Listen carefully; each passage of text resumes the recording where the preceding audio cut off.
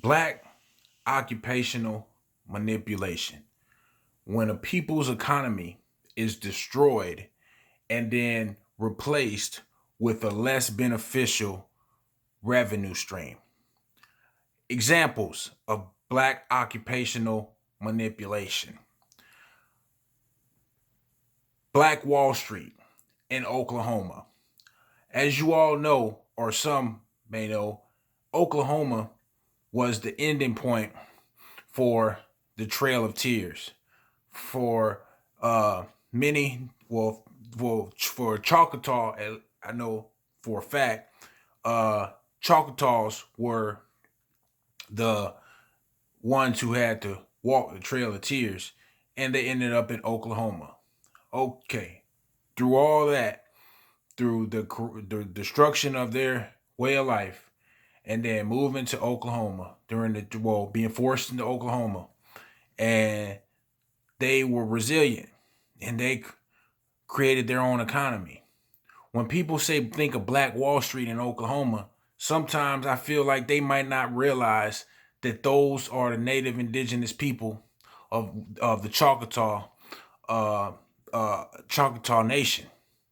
It's not just a coincidence that was in Oklahoma, but they bombed Black Wall Street uh, shortly, and shortly after they bombed Nagasaki and Hiroshima. So when I say they, you understand who I'm talking about.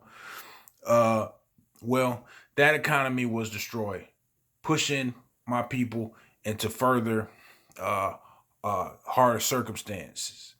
Another example of black occupational manipulation would be when in the cities where a lot of Choctaw and Chickasaw and Creek, when they migrated from the Mississippi area up into New York and Chicago. Okay, it was a time when all were majority of the uh, skilled workers were all black people, and I'm talking about carpenters, plumbers, uh, electricians, railway, like train conductors and railway workers, and I mean everything. We were skilled workers. We were involved in everything, and then the unions came, and when the unions came, that further that that that wrecked the economy of the black people in that area, okay, pushing them into further hardships. Another example of black occupational manipulation, uh, the closing of the motor plants in Detroit, okay, uh, which had black families being able to have a good way of life to devastating their economy. And the, another part of black occupational, the way I defined it, is to wreck to wreck one's economy and to create a less beneficial revenue stream. Now, I don't know what the substitute what the new less revenue stream for Oklahoma during Black Wall Street. I don't know how they drove our people into a to an area of occupation, but I do know for Detroit, when the plants closed, okay, then that's when the drugs flowed, and that's a redirecting skilled people and families that were in that industry to another industry of drug dealing, drug using, prostitution, robbery, crime. Okay, that happened in New York. It happened in Chicago, along with many other black cities in America. Uh, Once the service workers, when the unions destroyed the ability for black men and women to work in service industry, then the drugs flowed again, along with prostitution, crime, and things of that nature. And also a substitute, well, the replacement for revenue stream once you destroy an economy, once they destroy the black occupation, the black occupation, the economy, they also brought in, okay, people joining the army, the army, okay, and that's happened recently when the economy is bad and people are looking for a way to provide for their family. Then they're inclined to do things they wouldn't have done before. And in our case, the black people, of the Indian nation, the indigenous nations, a lot of them went to the army because there were no longer jobs as skilled workers and business owners, because it was, if they were making it hard to survive and have thrive in having your own economy.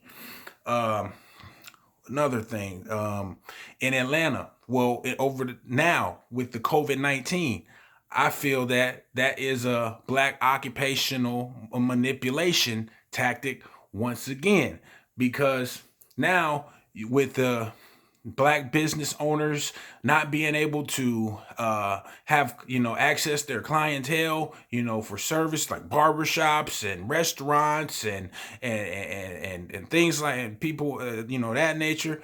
Okay, now once the money, people, once the money starts slowing up and people lack if you lack a creativity, or you have an immediate need to acquire money, you go into industry. People might gravitate or be pushed and directed into the avenue of drug dealing, prostitution, of crime, gang activities, things of that nature. Now that is obvious to me that that's being perpetrated by the people that were trying to exterminate my ancestors when they first came here. And I'm talking about my Choctaw blood. Okay, so you have to be conscious that they are still waging war on the native indigenous people of America.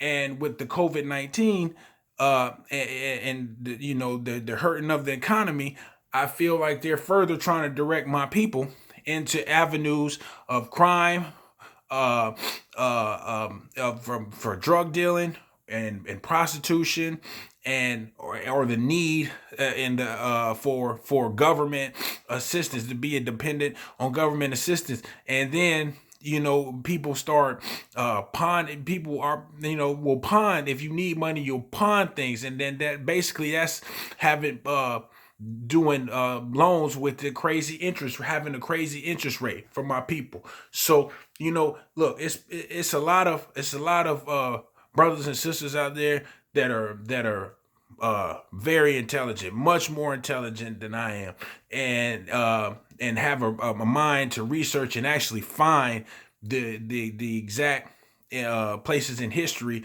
where this has happened. So I just wanted to bring in the spirit of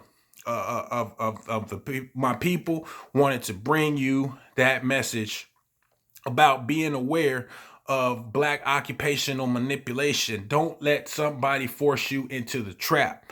In Atlanta, that's what they call, when you in the area where crime and drug dealing, prostitution happen. That's the trap. That's what that name is there for a reason. We have to stop getting ourselves involved in the trap. And then one final point I want to end with is the people's, not my people, not our people, but people's portrayal of the black people in America to make us look inferior has to stop. And I'm talking about the movie industry. The propaganda machine of the American government is making us look like we're drug dealing, criminal, and our women, they're breaking our women down and having our people break our women down to have them feel less of themselves, and then push them into the sex industry.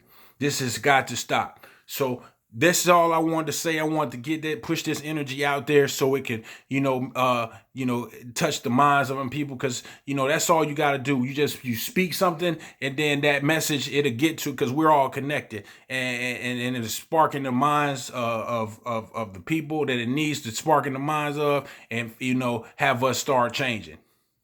Peace.